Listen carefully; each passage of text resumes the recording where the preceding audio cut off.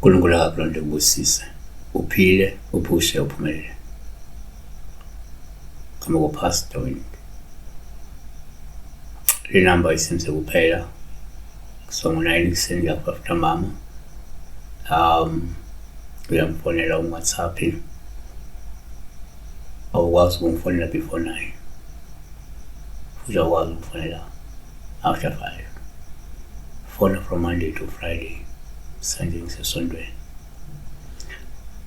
sibheka uThandazile Makhaza sawona pastor nami ngumntwana nje ngithi mangithathe leli thuba lokucela ukubuza ukuthi ke uma uPopu ukhuluma isiNgisi kuchaza ukuthini bengajabula kakhulu kazi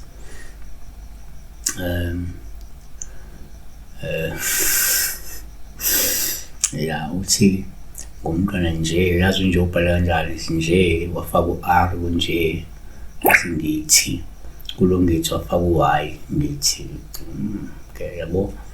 So she dreamt of herself speaking in English.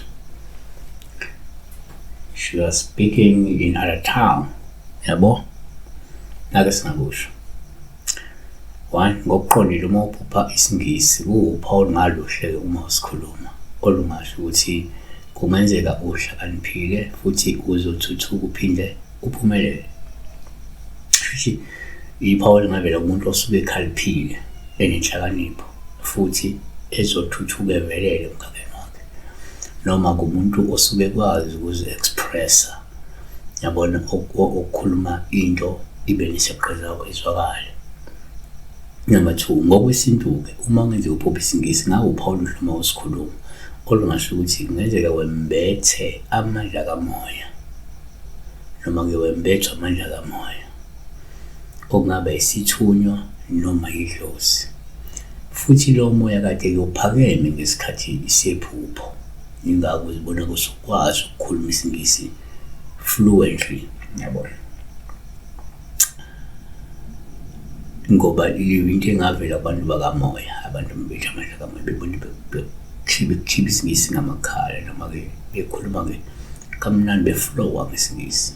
3 ngokwenkolo ke uma ngenze uphupha isiNgisi kuba uPaul uhluma usikhuluma isiNgisi lokusho lingenzeka kade ugcwaliswe umoya ongcwele noma kade uvakashela umoya ongcwele ukupha amandla okuqonda nokuphimisa izilimi zabanye.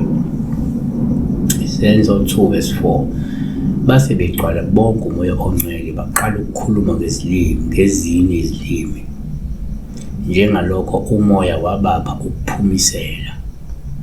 Kanti ngokaMarko 16:17 lezi zibonakaliso ziyakuba landela abakholwayo ngegama lami bayokhiba amadimoni bashumayele ngezilimi ezintsha.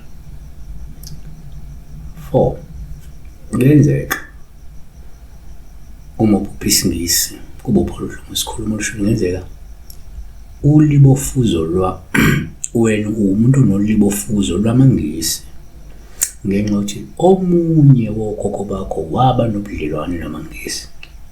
Alithi omunye angalikhuluma noma lesiNgisi ngoba engizama ukumvezela ukuthi kudeni yakhe ikhona lento yobulungu yokuba samlungwana yabona ngenxa yokhokho mhlawumbe ke-interacted nabelungu lana so sibonga.